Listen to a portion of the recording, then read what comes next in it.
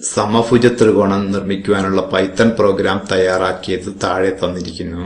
ഇവിടെ കാണുന്നതാണ് പ്രോഗ്രാം. ഈ പ്രോഗ്രാം പ്രവർത്തിപ്പിക്കുമ്പോൾ ലഭിക്കുന്ന ഔട്ട്പുട്ടാണ് ഇവിടെ നൽകിയിട്ടുള്ളത്.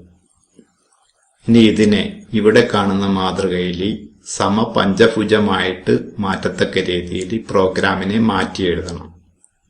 മാറ്റി എഴുതിയ പ്രോഗ്രാം ഫോമിലെ exam10 എന്ന ഫോൾഡറിൽ സേവ് ചെയ്യുകയും വേണം. നമുക്കിത് ചെയ്തു നോക്കാം. ചെയ്തു നോക്കുന്നതിന് വേണ്ടി ആപ്ലിക്കേഷൻസ് എന്നതിൽ ക്ലിക്ക് ചെയ്യുന്നു. പ്രോഗ്രാമിംഗ് എന്നതിന് നേരെ idle3 എന്നതിൽ ക്ലിക്ക് ചെയ്യുന്നു. എഡിറ്റിംഗ് ജാലകത്തിലേക്ക് പോകുവാൻ വേണ്ടി ഫയൽ എന്നതിൽ ക്ലിക്ക് ചെയ്യുന്നു. ന്യൂ ഫയൽ എന്നതിൽ ക്ലിക്ക് ചെയ്യുന്നു. ഇങ്ങനെ ന്യൂ ഫയൽ എടുത്തതിന് ശേഷം വേണം കോഡുകൾ ടൈപ്പ് ചെയ്തു കൊടുക്കുവാൻ. ഇവിടെ പ്രോഗ്രാം ടൈപ്പ് ചെയ്തു കൊടുക്കുകയാണ്. ഇനി ഇതിനെ സേവ് ചെയ്യണം. സേവ് ചെയ്യുന്നതിന് വേണ്ടി ഫയൽ എന്നതിൽ ക്ലിക്ക് ചെയ്യുന്നു. സേവ് എന്നതിൽ ക്ലിക്ക് ചെയ്യുന്നു. ഹോമിലെ exam10 എന്ന ഫോൾഡറിലാണ് സേവ് ചെയ്യേണ്ടത്. exam10 എന്ന ഫോൾഡർ സെലക്ട് ചെയ്തതിന് ശേഷം അതിൽ ഡബിൾ ക്ലിക്ക് ചെയ്ത് ഓപ്പൺ ചെയ്യുന്നു. exam10 ഓപ്പൺ ആയിട്ടുണ്ട്. ഇനി ഫയൽ നെയിം കൊടുക്കുന്നു. എക്സ്റ്റൻഷൻ py എന്ന് കൊടുക്കുന്നു. ഇനി ഇവിടെ സേവ് എന്നതിൽ ക്ലിക്ക് ചെയ്യുന്നു. ഇനി ഇത് പ്രവർത്തിപ്പിച്ച് നോക്കാം. റൺ എന്നതിൽ ക്ലിക്ക് ചെയ്യുന്നു. റൺ മൊഡ്യൂൾ എന്നതിൽ ക്ലിക്ക് ചെയ്യുന്നു. ചോദ്യത്തിൽ പറഞ്ഞത് നോക്കുക. ത്രികോണം വരയ്ക്കുവാനുള്ള പ്രോഗ്രാം നമ്മൾ ചെയ്തു കഴിഞ്ഞു.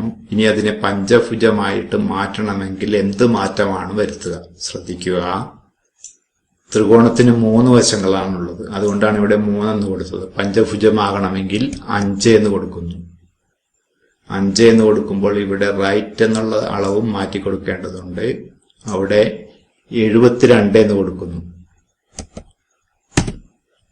5 ഗുണം 72 360 ആണ്. നമുക്ക് ഈ ചോദ്യം ഒന്ന് പരിശോധിക്കാം. ത്രികോണം വരയ്ക്കുമ്പോൾ 120. ഇനി പഞ്ചഭുജം വരയ്ക്കുമ്പോൾ 72. ഇവിടെ 72 എന്ന് കൊടുത്തു. 5 വശങ്ങളാണുള്ളത്. അതുകൊണ്ട് 5 എന്ന് കൊടുത്തു. ത്രികോണം വരയ്ക്കുമ്പോൾ 3 വശങ്ങളാണ്. അതുകൊണ്ടാണ് ഇവിടെ 3 എന്ന് കൊടുത്തിട്ടുള്ളത്. ഇവിടെ 120 എന്ന് കൊടുത്തിരിക്കുന്നത് ശ്രദ്ധിക്കുക. 120 എന്നുള്ളത് ഇവിടെയും കൊടുത്തിരിക്കുന്നു. 3 ഗുണം 120 360. നമ്മൾ പ്രോഗ്രാം തിരുത്തി കഴിഞ്ഞു. ഇനി ഇത് സേവ് ചെയ്ത് പ്രവർത്തിപ്പിച്ചു നോക്കിയാൽ മതി. ഫയൽ സേവ് ചെയ്യുന്നു.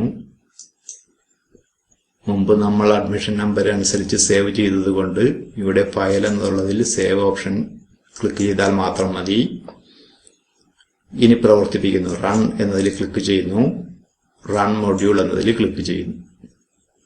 ഇപ്പോൾ പ്രോഗ്രാം പഞ്ചഭുജം നിർമ്മിക്കുന്നതിനുള്ള പ്രോഗ്രാമായിട്ട് മാറിക്കഴിഞ്ഞു.